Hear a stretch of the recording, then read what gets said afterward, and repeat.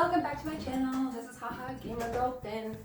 Today I'm going to be doing a review video on a system that some of you may or may not have heard of. We are going to be reviewing Savage Worlds.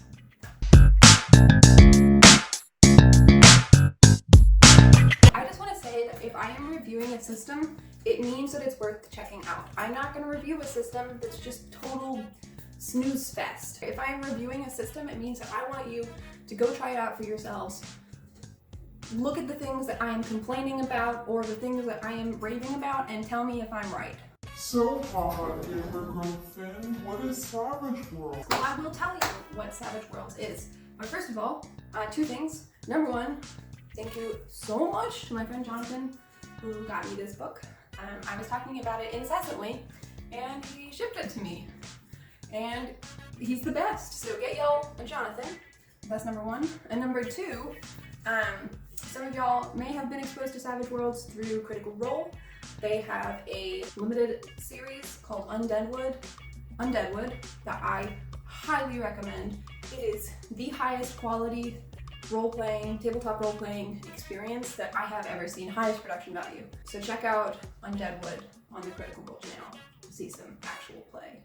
So what are the basics of Savage World? Well, first things first, it's a generic system. It's not like 5th edition of Dungeons & Dragons where you are set in this kind of medieval-ish technology era and you have a magic system that everybody uses. It's not like that. It's designed to be used in everything from, your Wild West games to your spy games with chase scenes to your World War II games to your, 2000 years from now sci-fi games. There's a huge variety of things that you can do with this system. Secondly, something interesting that sets it apart is that it does not use d20s. It uses everything from a d4 to a d12. So depending on what skill your character has, your character might have a d4 for that skill. It may have a d6, a d8, a d10, or a d12 for that skill. So that can be fun if you're bored of your d20s. Deadlands is one of their settings, and it's probably their most famous setting. It's a Weird West setting. It's really cool. It's a mix between kind of 1840s cowboys and then also like weird alien stuff. And now let's talk about the good stuff, which is the things that I like about Savage Worlds and the things that I don't like about Savage Worlds. There's also a few things I'm neutral about. First things first, I love their initiative system. It uses a deck of cards, which is totally unnecessary, but I love it. If you get a joker, you get to go in any order, and everybody else gets to benefit as well. Everyone else gets to pick a token called bennies, which we'll talk about later. Why are we using a deck of cards? I don't know. Why can't we just roll a d20? We probably could, but this is way more fun. Let's do it like this in every system. Do I even own a deck of cards? No, of course not. I don't play card games. I only play tabletop games. Also, they have 2 sample players in the book. I think they call them Red and Blue, who are the kind of example characters.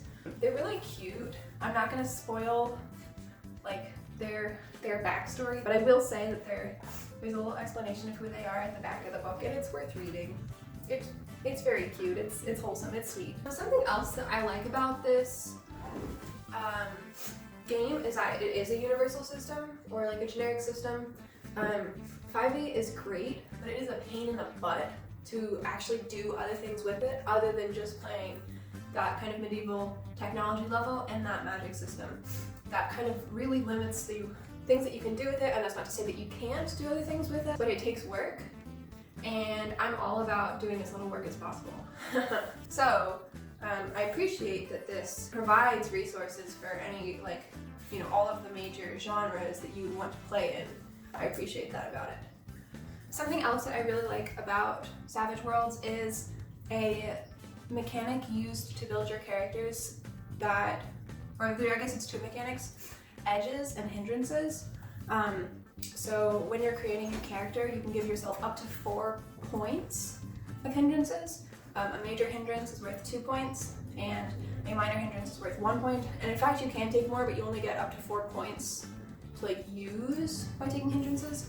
So for example, some of the hindrances in here, your character can be anemic, and possibly they're bloodthirsty, or they can't swim, Or they're delusional, and that can either be the minor variant or the major variant.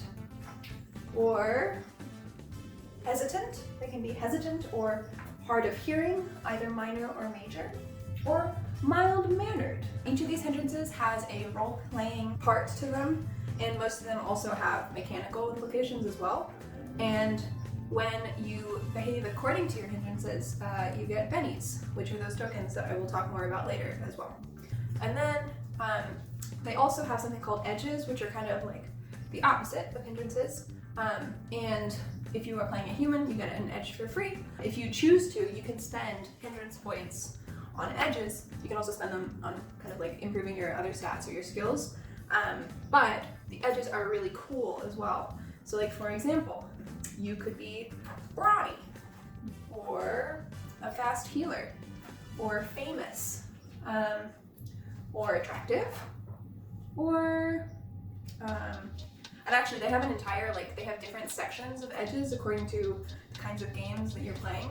So for example, if you are playing in a supernatural game, there's a set of edges that specifically apply in those games. If you're playing a character with an arcane background, you might take power edges that let you be an artificer, or an unholy warrior, or that can allow you to channel magic.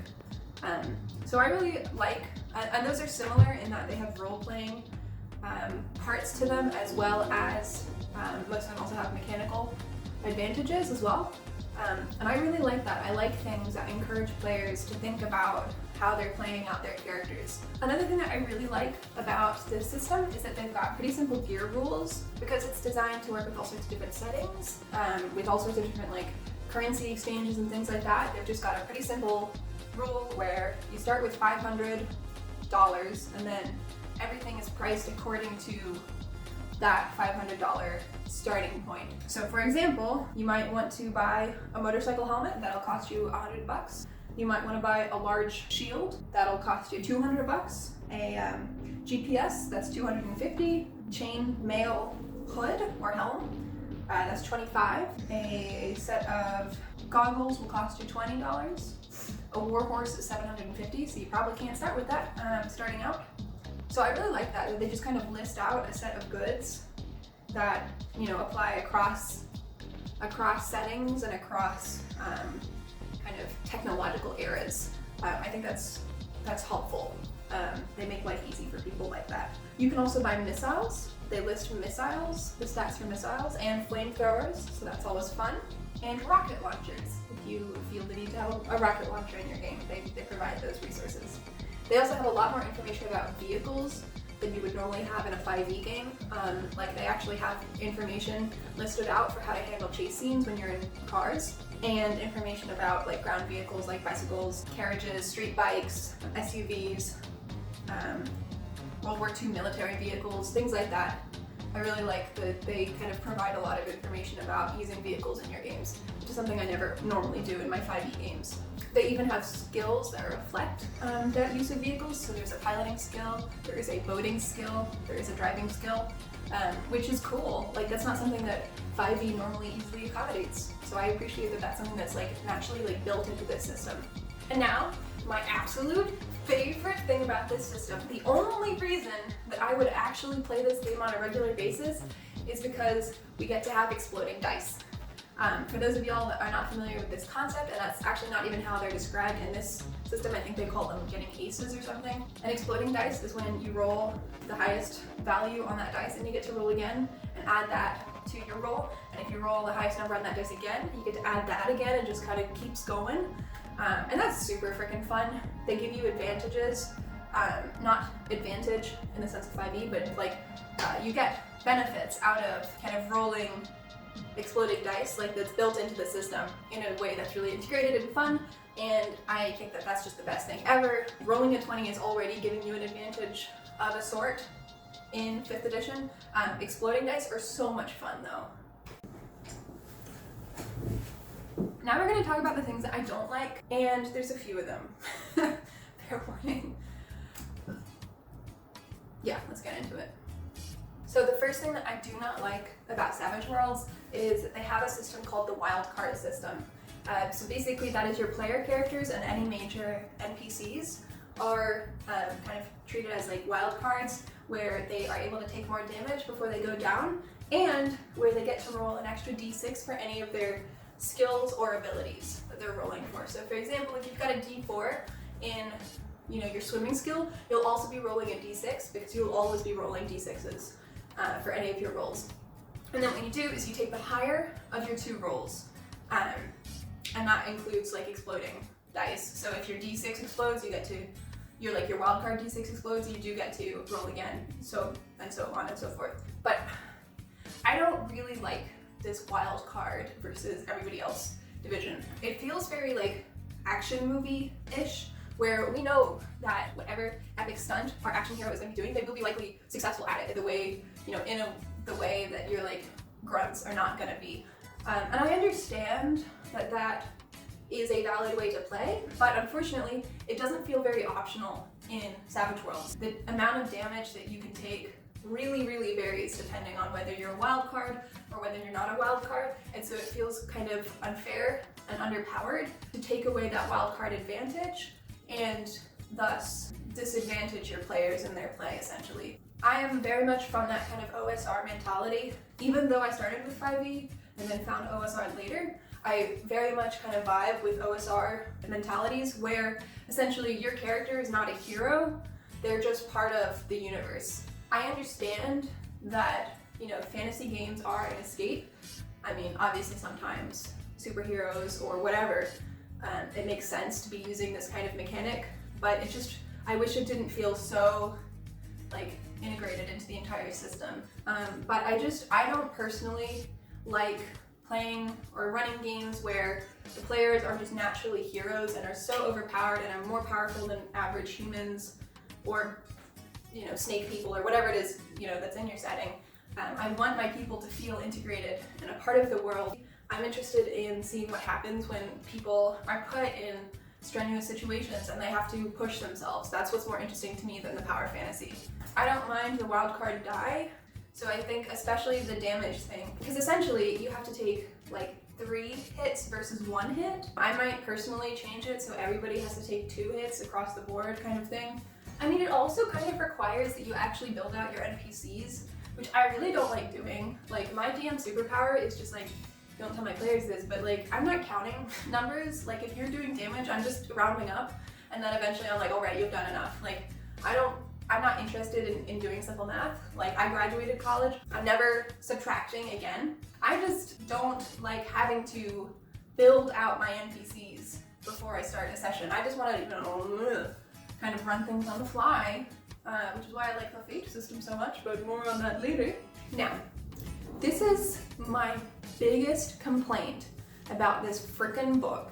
This frickin' book. Somebody go and tell Pinnacle Entertainment Group that it is a terrible idea to put things in your book in terms of alphabetical order rather than order of importance. I am telling you guys, I was struggling so much figuring out what the actual important rules in this system were, what were the primary rules and what were the optional rules, because they just put everything in alphabetical order instead of in order of importance. There's an index in the back. If I'm trying to access something in alphabetical order, I will use the index. For example, under the combat section, you will see that I have highlighted sections of my book because I was trying to figure out what was actually going on here. For example, they have something called situational rules. Under multi-attacks, that is the first place that they list that characters can perform up to 3 actions on their turn. That is an important detail. I needed to know that all the way right here. And in addition, things like defending or getting the drop on somebody or ganging up on foes, those are things that are all more important than your finishing move or mounted combat. Those are not of equal importance. I need to know about multi-actions, I need to know about reloading. Those are things that I need to know earlier on in this section. It's confusing. Also, something else that frustrates me about the layout is there's no like one table that lists all of the negative conditions that a player or an NPC can be hit with. They're kind of scattered throughout this book. Like there's an entire additional section dedicated to if a character suffers from fear, which is separate from if they're shaken, and separate from if they are distracted, separate from if they are stunned. Like I just need that information in one place so that I can access it quickly and reference it quickly and know what's happening to my characters. I'm about to tell you the thing that frustrates me probably the most, except for the layout, which is also frustrating.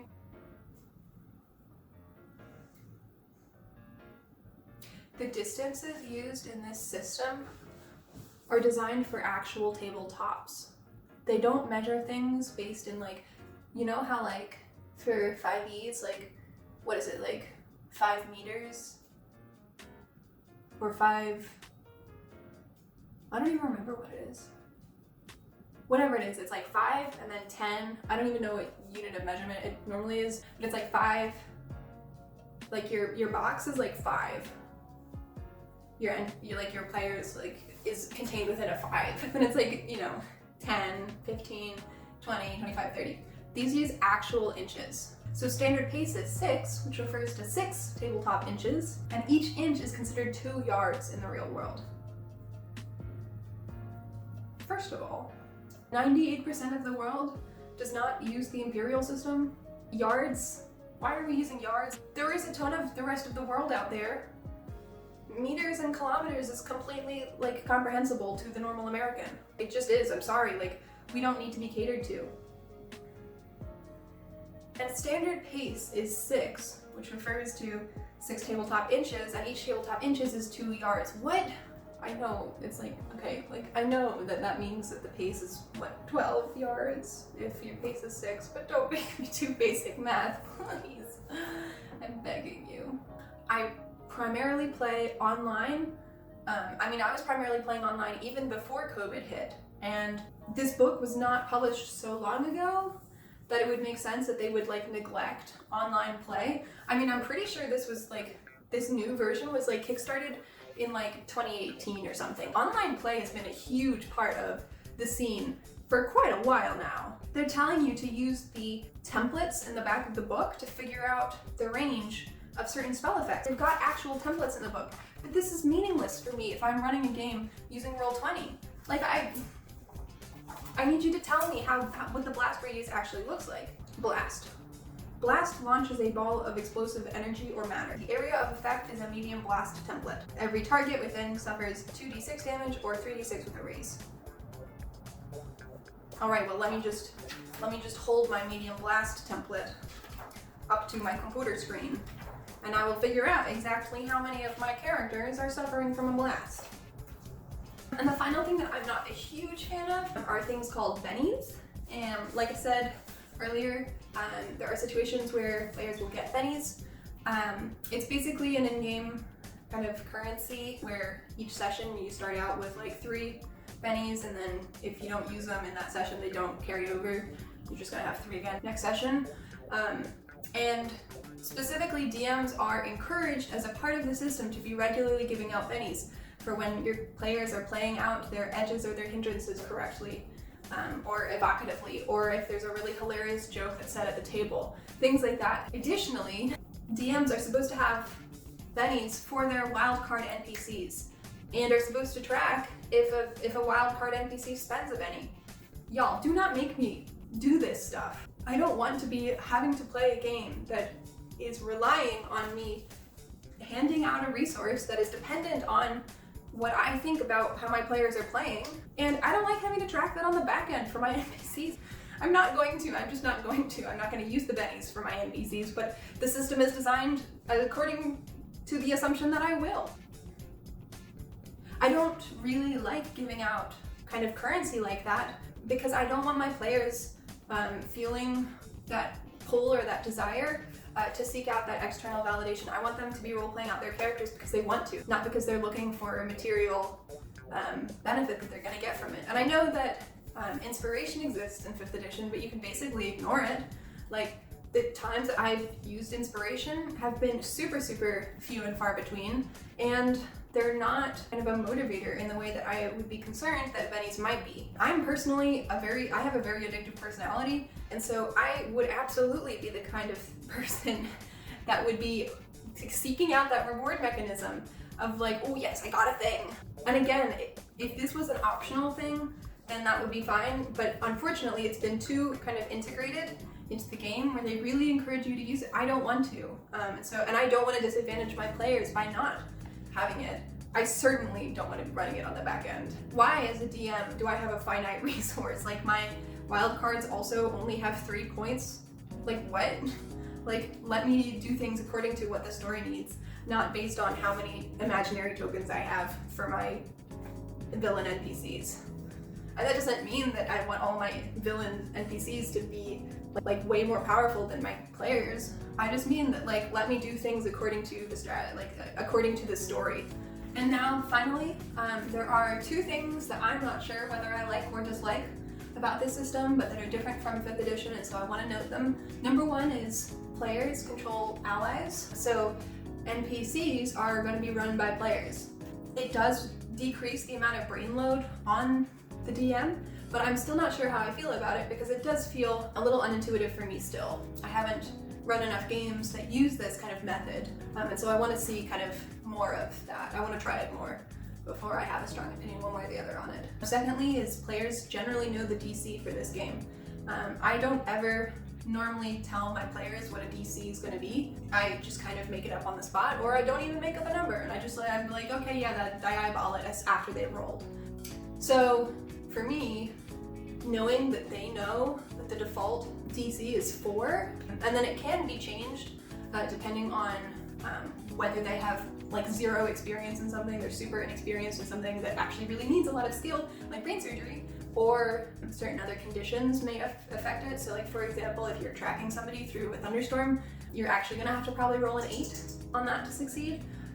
But players knowing that the default is 4, I'm not sure how I feel about it yet because I think it makes me a little nervous that if I did change the DC of the rolls, that they may get mad at me. I don't want them to be mad at me. Like, I'm sure they would be fine, but again, I'm not super experienced with running this system, and so that's something that I want to explore more, kind of playing around with that DC, knowing full well that they know what the DC is. Yeah, I'm just not sure yet how I feel about that. Okay, so now I'm going to talk about overall what I think about this system. I've come up with a few metrics. Don't look at the sheet. Okay, so there's 2 things I care about as a DM more than anything else. Number 1 is kind of the DM brain load. As it was probably clear by now, I have in fact forgotten how to do basic math since graduating college. And so anytime that I have to like manage a resource, that's annoying for me. Bennies for my NPCs, I just don't want to deal with that kind of stuff. I'm already a person that takes on way too many NPCs at once, which I will say that maybe that would be beneficial in this system since players do control their allies. But like I said, I just don't want to be doing a lot. And this system is kind of like medium in terms of brain load, I think. Like I said, players controlling allies is good, bennies is annoying. And don't even get me started on movements and the ranges and the fact that they use inches, tabletop inches, for their distances in this. The second most important thing for me is ease of preparation before sessions. The less work I have to do, the better. I don't entirely improv things anymore. I used to be nearly completely improv, and I've shifted away from that. I like to have that middle ground where I'm doing some prep work, but not a ton. I do think that this is okay in terms of ease of preparation. Like, I don't think it's significantly worse than 5th edition or significantly better than 5th edition on that front. In terms of fun, which is also extremely important, obviously, I will say I freaking love exploding dice, and I love the fact that they use a deck of cards for the initiative system. I love exploding dice. I'm just a child. I love them.